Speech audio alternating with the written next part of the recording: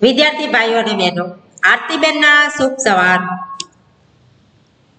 ધોરણ 11માં ભૂગોળ વિષયની અંદર આપણે છેલ્લે પાઠ 6 ખડકો, ખનિજો અને જમીનોની ચર્ચા કરતા હતા, જેમાં આપણે ખડકો અને ખનિજોની ચર્ચા આગળના હપ્તાઓની અંદર પૂરી કરી દીધેલી છે. આજે આપણે જમીન વિશેની ચર્ચા કરવાના છીએ. એટલે કે આજે આ પાઠનો 5મો ભાગ છે એની રજૂઆત થાય છે, જેમાં જમીન વિશેની ચર્ચા થાય છે. આમ જોઈએ તો જમીન છે એ આપણે કોને કહીએ છીએ? સામાન્ય ભાષાની અંદર આપણે કોઈને પૂછીએ કે જમીન એટલે શું, એટલે સામાન્ય વ્યક્તિઓ એવું કહેશે કે ભૂસપાટી ઉપરના નક્કર આવરણના સૌથી વધુ ઉપરના ભાગોને આપણે જમીન તરીકે ઓળખીએ છીએ. આ એક સામાન્ય વ્યાખ્યા થઈ, પણ ખરેખર આ જમીન છે એ કેવી રીતે બને છે અને ખરેખર જમીન કોને કહેવાય એ બાબતની ચર્ચા આજે આપણે ભૌગોલિક દ્રષ્ટિએ કરવાના છે.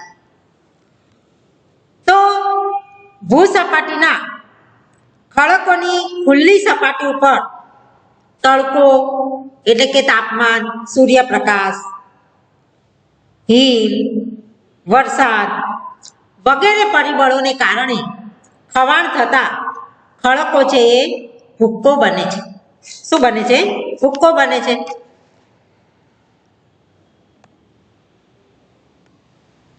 આ બધા પરિબળો જે છે એને કારણે ખડકોમાં ખવાણ થાય છે, અને ખવાણ થાય એટલે કે ખડકો ખવાઈ જાય છે, અને ખવાઈ જવાને કારણે આ ખડકોનો ભૂક્કો બને છે.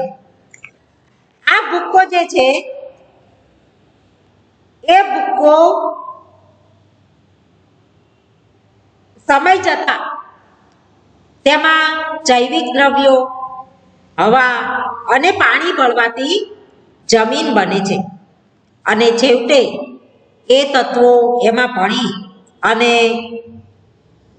સૂક્ષ્મ કણ ધરાવતું એક કણ તૈયાર થાય છે, જેને આપણે જમીન તરીકે ઓળખીએ છીએ. જમીન બનવા માટે તળ ખડકો, જૈવિક દ્રવ્યો, સૂર્યપ્રકાશ, પ્રદેશ ઢોળાવ આ બધા જ પરિબળો જવાબદાર છે. કોઈ એક પરિબળથી જમીન બનતી હોતી નથી, અને આ જમીન બનવા માટે હજારો વર્ષોનો સમય છે એ નીકળી જાય છે. આપણે કહીએ છીએ કે ખેતીના પાકો લઈએ છીએ ત્યારે એની અંદર ખાતરનો ઉમેરો કરવો પડે છે. કેમ ખાતરનો ઉમેરો કરવો પડે છે? કારણ કે એમાંથી જે જૈવિક દ્રવ્યો છે એ જૈવિક દ્રવ્યો એટલે કે ફળદ્રુપતા એમાંથી ખલાસ થઈ જતી હોય છે, નાશ થતી હોય છે, કે ખેતીના જે પાકો છે એ વનસ્પતિ એને ચૂસી લે છે. પરિણામે જમીન જે છે એ બિનફળદ્રુપ બની જાય છે. તો એમાં ફરી પાછા જૈવિક દ્રવ્યો ભળવા એ જરૂરી છે, અને એ જૈવિક દ્રવ્યો એ સેન્દ્રિય દ્રવ્યો છે, અને એ જમીનની અંદર જ્યારે ભળે છે ત્યારે એ જમીન છે એ ફળદ્રુપ બને છે, અને આ બનતા બનતા હજારો વર્ષો નીકળી જાય છે.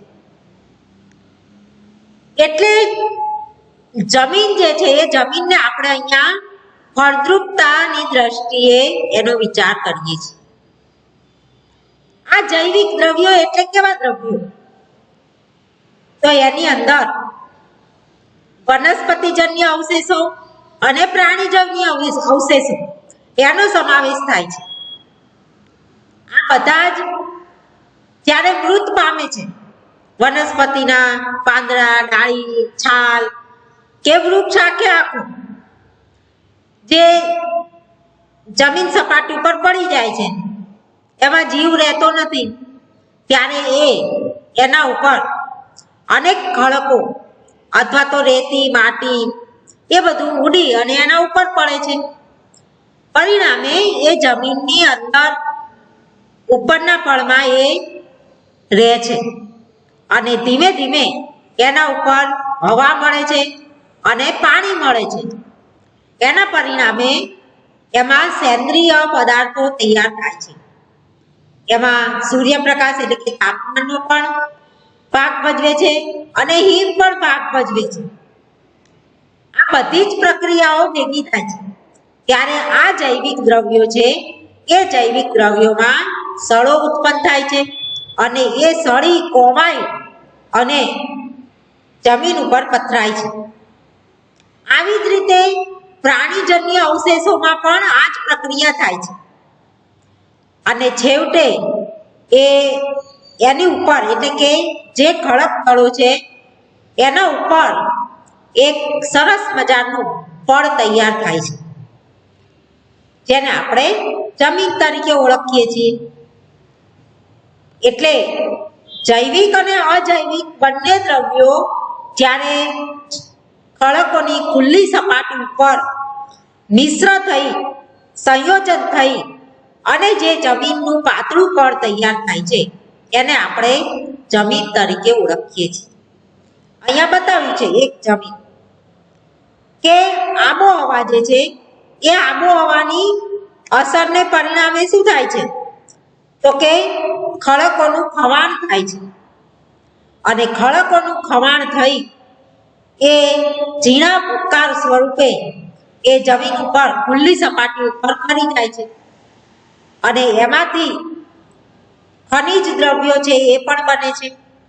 કારણ કે પૃથ્વી સપાટી ઉપરનું દબાણ છે અને જમીનની અંદરની ગરમી છે એના કારણે ખનિજ દ્રવ્યો એમાંથી પ્રાપ્ત થાય છે. એવી જ રીતે આબોહવાની અસરથી વિવિધ પ્રકારના વનસ્પતિ અને પ્રાણીજ બંને અવશેષો જે છે એ બંને અવશેષોના સળવાની પ્રક્રિયા થાય છે અને એ સળવાની પ્રક્રિયા થવાને કારણે જમીનની અંદર એટલે કે ખડકોની અંદર જૈવિક દ્રવ્યો રચાય છે બને છે. આ ખનિજ દ્રવ્યો અને જૈવિક દ્રવ્યો બંનેનું સંયોજન થાય છે મિશ્રણ થાય છે અને એમાંથી એક જમીનનું પડ તૈયાર થાય છે. તો આ રીતે જમીન છે એ બને છે.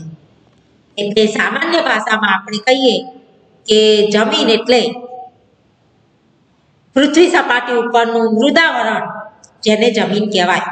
પણ ભૌગોલિક ભાષાની અંદર આ જોઈએ આપણે તો ખનિજની જે વ્યાખ્યા છે એ વ્યાખ્યા આ પ્રમાણે છે કે આબોહવાના અસરની પરિણામે તળખડકોના ખવાણથી બનતા ખનિજ દ્રવ્યો અને વનસ્પતિ પ્રાણીજ અવશેષો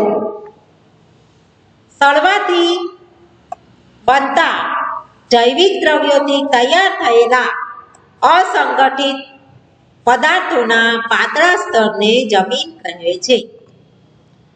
આમાં સ્પષ્ટ જ બાબત છે કે આબોહવાની અસર છે.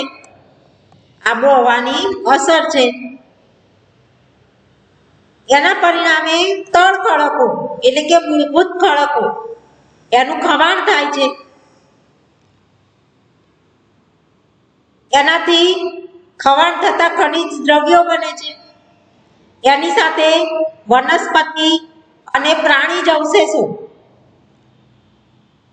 એની સાથે સળે છે અને એનાથી બનતા એટલે કે જૈવિક દ્રવ્યોથી તૈયાર થયેલા અસંગઠિત પાતળા સ્તરને જમીન તરીકે ઓળખવામાં આવે છે. અહીંયા બતાવેલી છે જમીનનો નમૂનો કે આ જમીન કેટલી ફળદ્રુપતા ધરાવે છે. જૈવિક દ્રવ્યો જ્યારે જમીનની અંદર પડે છે ત્યારે જમીન છે વધુ ને વધુ ફળદ્રુપ બનતી હોય છે. આપણને ખબર છે કે આપણે જ્યારે ખેતરની અંદર ખાતર ભરવાનું હોય છે એ ખાતર જૈવિક ખાતર હોય છે, સેન્દ્રિય ખાતર હોય છે, તો એની ઉપજ છે એ આપણને વધુ પ્રાપ્ત થાય છે અને એ ઉપજ પણ સારી ક્વોલિટીની પ્રાપ્ત થાય છે. એટલે જૈવિક દ્રવ્યો જમીનની અંદર ભળવા એ ખૂબ જરૂરી છે. આ જમીન છે એ જમીનને આપણે એના ભૌતિક લક્ષણો પ્રમાણે જોઈએ તો એના જમીનના રંગ અલગ અલગ હોય છે દરેક જગ્યાએ. આપણે ગમે ત્યાં જઈએ 16 ગાવે જમીનનો રંગ બદલાય આવી કહેવત છે અને એ પણ સાચું જ છે. એ પછી કણ રચના એ પણ દરેક જમીનની અલગ અલગ હોય છે. કણોની ગોઠવણી પણ જુદી જુદી હોય છે અને એની સ્તર રચના પણ અલગ અલગ જોવા મળે છે. તો આ ચારેય ભૌતિક લક્ષણોને આપણે વારાફરતી સમજીએ. જોઈએ એમાં પહેલું ભૌતિક લક્ષણ છે એ રંગ. રંગ છે એ જમીનનું મહત્વનું લક્ષણ છે. જમીનનો કલર અહીંયા જોવા મળે છે તમને આકૃતિની અંદર. ત્યાં દરેક અલગ અલગ પ્રકારની જમીન છે અને એ જમીનની અંદર આપણને જોવા મળે છે કે દરેક જમીનનો કલર અલગ અલગ જોવા મળે છે. અહીં કાળી છે તો અહીંયા કથ્થાઈ છે, આ આછો કથ્થાઈ કલર છે, આ વ્હાઈટ કલર જેવી છે. આ દરેકના કલર જો આ કાળો છે પણ વધારે કટ છે એટલે કે દરેક જમીનનો કલર અલગ અલગ છે. આ તો બહુ ઓછા તમને નમૂના મેં દેખાડેલા છે પણ આથી પણ વધારે જમીનના કલરો જોવા મળે છે. તો આ જમીનના કલરો રંગ કેમ અલગ અલગ છે? શા માટે? તો કે જમીનની અંદર ખનિજ તત્વો ઉમેરેલા હોય છે અને એની ઉત્પત્તિની પ્રક્રિયા આ બંને બાબતો આ જમીનના રંગ ઉપર અસર કરતી હોય છે. જમીનના રંગની અંદર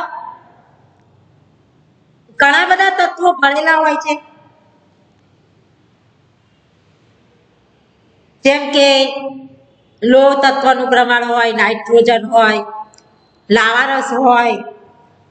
તો આ બધું જ જમીનની અંદર ભરેલું હોય છે અને એ પ્રમાણે જમીનનો રંગ ઘેરો અથવા આછા રંગનો હોય છે. ઘેરા રંગની માટીની અંદર જૈવિક દ્રવ્યો વધારે હોય છે. શું હોય છે? જૈવિક દ્રવ્યોનું પ્રમાણ ઘેરા રંગની માટીમાં વધારે હોય છે. જેમ કે ફળદ્રુપ ખૂબ ફળદ્રુપ જમીન હોય તો એ વધારે એકદમ કાળા કાળા કલરની દેખાય છે, જે ફળદ્રુપતાની દ્રષ્ટિએ ખૂબ મહત્વની હોય છે. એટલે જેમાં જૈવિક દ્રવ્યો વધારે ભરેલા છે એનો રંગ ઘેરા કલરનો હોય છે, વધુ કાળા કલરનું હોય છે. લાવારસથી બનેલી જો જમીન હોય તો એનો રંગ પણ કાળા કલરનો હોય છે. લોહ તત્વનું પ્રમાણ જેમાં વધારે હોય જે જમીનની અંદર એ જમીનનો રંગ રાતો, પીળો કે બદામી રંગનો હોય છે. એટલે જમીનનો જે કલર છે એ કલર એ એમાં પડેલા ખનિજ તત્વો ઉપર આધારિત છે અને એ જમીન કઈ રીતે બનેલી છે એમાં વધુ ને વધુ સેન્દ્રિય તત્વો ભરેલા છે કે જ્વાળામુખી પ્રસ્ફોટન થયા પછી એ જમીન બનેલી છે. તો એ પ્રમાણે એ જમીનનો રંગ જોવા મળે છે. એટલે કે કોઈ પણ જમીન હોય તો એને ચોક્કસ રંગ હોય જ છે. એટલે જ રંગ એ સ્પષ્ટ રીતે તરી આવતું મહત્વનું ભૌતિક લક્ષણ છે.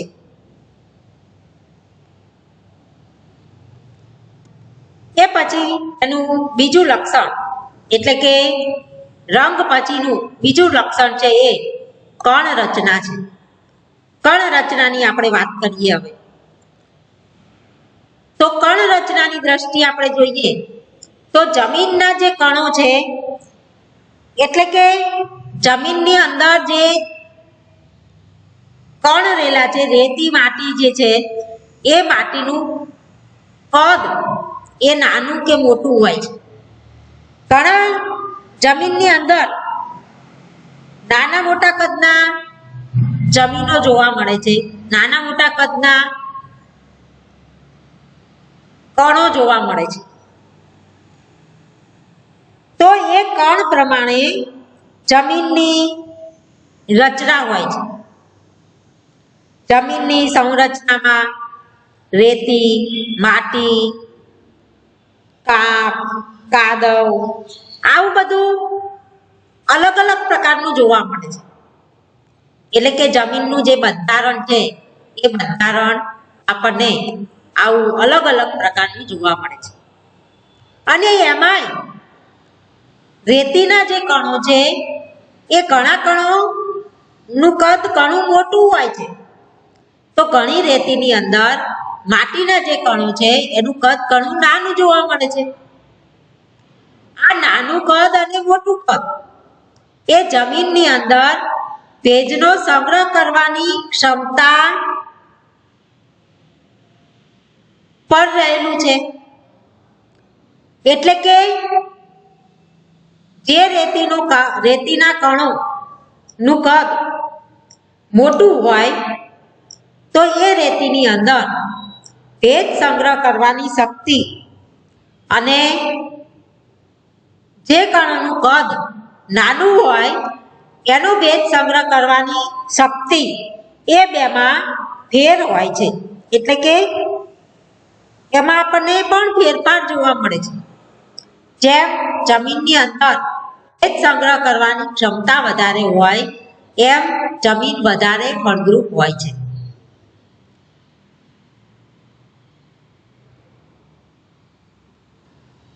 જે જમીનની અંદર રેતીના કણો વધારે હોય ત્યાં વનસ્પતિનો વિકાસ પણ ઓછો થાય છે.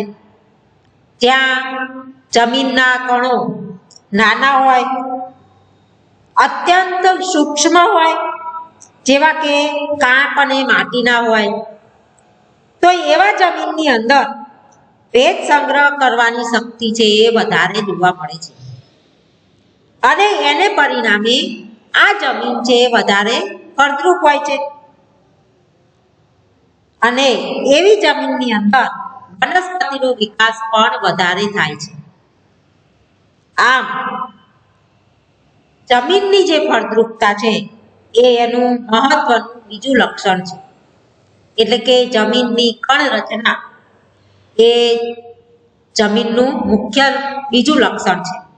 અહીંયા તમને કેટલીક આકૃતિઓ બતાવી છે.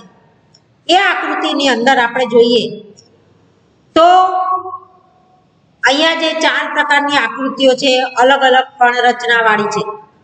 એ અલગ અલગ કણ રચના વાળી જે આકૃતિઓ છે એમાં અહીંયા રેતીનું ભાગ દેખાડેલો છે અને અહીંયા જે છે એ ફળદ્રુપતા દેખાડેલી છે. તો અહીંયા જે રેતી છે એ રેતી સૌથી વધારે છે. આ જમીન છે એ રેતીવાળી જમીન છે, સેન્ડીલૂમ છે, એટલે કે રેતીનું પ્રમાણ વધારે છે. એટલે અહીંયા ભેજ સંગ્રહ કરવાની શક્તિ પણ ઓછી છે અને ફળદ્રુપતાનું પ્રમાણ પણ અહીંયા ઓછું છે, માત્ર 20% જ છે. અહીંયા આપણે જોઈએ તો રેતીનું પ્રમાણ અને ફળદ્રુપતાનું પ્રમાણ એ બે સરખું છે. એટલે પ્રમાણમાં આના કરતા આ જમીન છે એ વધારે સારી છે. અહીંયા પણ આપણને બતાવેલું છે જુદા જુદા પ્રકારના જમીનની અંદર કે અહીંયા ફળદ્રુપતાનું પ્રમાણ વધારે છે. આ જમીનની કાળાશ વધારે છે એટલે અહીંયા ભેજ સંગ્રહ કરવાની શક્તિ છે એ વધારે છે.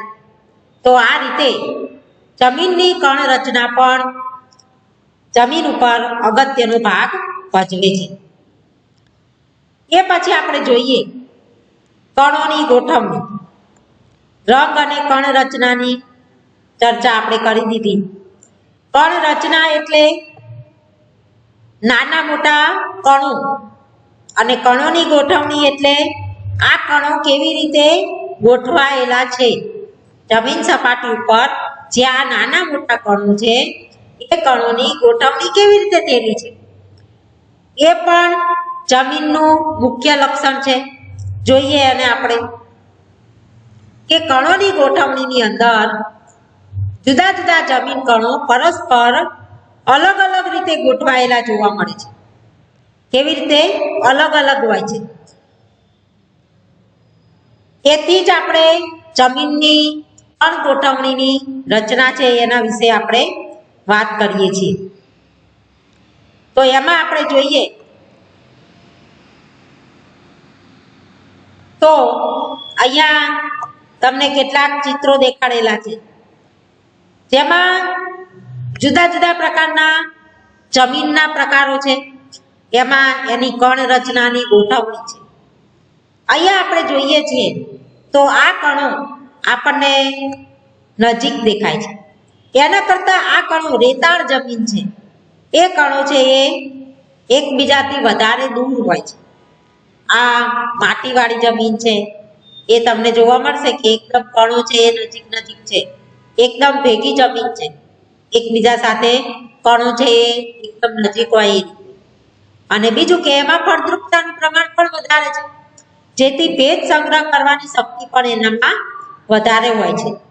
આ જમીન છે એ જમીન પણ એવા જ પ્રકારની છે, જેમાં કણોની ગોઠવણી આના કરતાં વધારે દૂર છે. સૌથી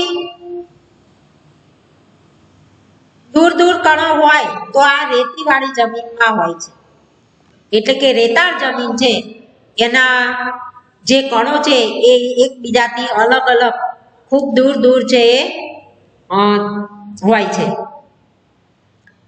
એટલે આપણે જોઈએ તો આ કણોની ગોઠવણીથી જમીનની છિદ્રાળુતા નક્કી થાય છે. છિદ્રાળુતા એટલે શું કે જમીનની અંદર છિદ્રો છે, છિદ્રો એટલે કાણાઓ. આપણને ખબર છે કે જમીન ઉપર અહીંયા જમીન ઉપર પાણીનું ટીપું નાખીએ તો એ પાણીનું ટીપું કેટલું શોષાય છે, જમીનની અંદર કેટલું જતું રહે છે, એ જે છે એ જમીનની છિદ્રાળુતા છે. એટલે કે જમીનની અંદર કાણા છે એટલે જમીનની અંદર પાણી ઉતરી જાય છે. આપણે ખબર છે કે ગળણી છે આપણી પાસે, એનાથી તમે પાણી ગળો છો, ચા ગળો છો કે બીજી કોઈ પદાર્થ ગળો છો, તો એમાં શું થાય છે કે ગળણીની અંદર જેમ જેમ એના તાર જે છે એ તાર દૂર દૂર હોય, એટલે કે કાણાઓ વધારે મોટા હોય તો એ પાણી છે એ જલ્દી ગળાઈ જાય છે. ત્યારે એની અંદર કાણાઓ છે એ વધારે નજીક નજીક હોય અને નાના નાના હોય તો એની અંદર એ પાણી છે એ જલ્દી ગળાતું નથી. તો એ બાબત જે છે એ છિદ્રાળુતા છે. જમીનની અંદર પણ આવી છિદ્રાળુતા છે. એટલે જેમ ગળણીની અંદર તાર કેટલા નજીક દૂર છે એ જે નક્કી થાય છે એના ઉપરથી ગળણીની છિદ્રાળુતા નક્કી થાય છે. એવી રીતે જમીનની અંદર પણ જમીનના જે કણો છે એ કણો કેટલા દૂર અને કેટલા નજીક છે એનાથી જમીનની છિદ્રાળુતા નક્કી થાય છે. અહીંયા તમને મેં બે આકૃતિ દોરી અને સમજાવવાનો પ્રયત્ન કરું છું કે એક આકૃતિ છે એમાં જમીનના કણો એટલે કે ગળણી છે એના અહીંયા ખાના છે એ મોટા મોટા છે, અહીંયા પાણી જલ્દી ગળાઈ જશે. અને અહીંયા નાના નાના કણો છે, નાના નાના ખાનાઓ છે, જેથી પાણી છે જલ્દી ગળાતું નથી. અહીંયા નથી ગળાતું અને અહીંયા જલ્દી ગળાઈ જાય છે. જમીનની અંદર પણ આ માની લો કે આ કણો છે, બધા આ કણો જે છે એ વધારે દૂર દૂર છે, આ કણો છે વધારે નજીક નજીક છે. તો અહીંયા પાણી શોષવાની ક્ષમતા છે એ ઓછી હોય છે, જ્યારે પાણી શોષવાની ક્ષમતા છે અહીંયા વધુ હોય છે. તો જમીનની આ વિશિષ્ટ ગોઠવણી કે રચનાથી જમીનમાં હવા, પાણી અને વનસ્પતિના મૂળ એ સહેલાઈથી પ્રવેશ પામી છે. અહીંયા આપણે જોઈએ તો આ આકૃતિની અંદર એ જમીનની અંદર વનસ્પતિના મૂળ સહેલાઈથી જતા રહે છે અંદર. પણ જો આ જમીન રેતાળ હોય તો એ રેતી એ જમીનનો એટલે કે પાણીનો સંગ્રહ નથી કરી શકતું, એટલે વનસ્પતિ માટે નકામી બને છે. પણ જો પાણીનો સંગ્રહ એ કરી શકતી હોય તો ત્યાં વનસ્પતિ છે એ સહેલાઈથી વિકાસ પામી શકે. એટલે છિદ્રાળુ જમીન હોય એમાં ભેજ સંગ્રહ કરવાની શક્તિ વધારે હોય, હવા એના વનસ્પતિના મૂળ સુધી જઈ શકતા હોય તો ત્યાં વનસ્પતિ છે એનો વિકાસ છે એ વધારે થાય છે. એટલે આમ જોઈએ આપણે તો જમીન છે, જમીન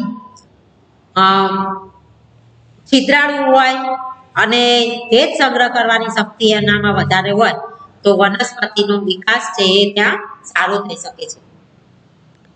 એ પછી આપણે જોઈએ રંગ, કણ રચના અને કણોની ગોઠવણી. આ 3 બાબતની આપણે ચર્ચા જે છે એ અહીંયા કરી છે. હવે આપણે એક સ્તર રચનાની બાબતો છે એ સ્તર રચના એટલે કે જમીનના મુખ્ય 4 ભૌતિક લક્ષણોમાં આ સ્તર રચના છે એ આપણે આવતા હપ્તાની અંદર જોઈશું. તો આ વિડીયોને આપણે અહીંયા પૂર્ણ કરીએ છીએ. એ પછી આપણે આગળના હપ્તાની અંદર જમીનનું 4થું ભૌતિક લક્ષણ જે સ્તર રચના છે એની ચર્ચા કરીશું. આ વિડીયોને નિહાળી અને તમે લાઈક કરશો જેથી મને પ્રોત્સાહન મળી રહે. બીજું કે આ વિડીયો વિશેના તમારા પ્રતિભાવો છે એ કોમેન્ટ બોક્સમાં જરૂરથી મને જણાવશો અને બીજાને પણ એનો લાભ મળે જેથી બીજાને તમે શેર કરશો.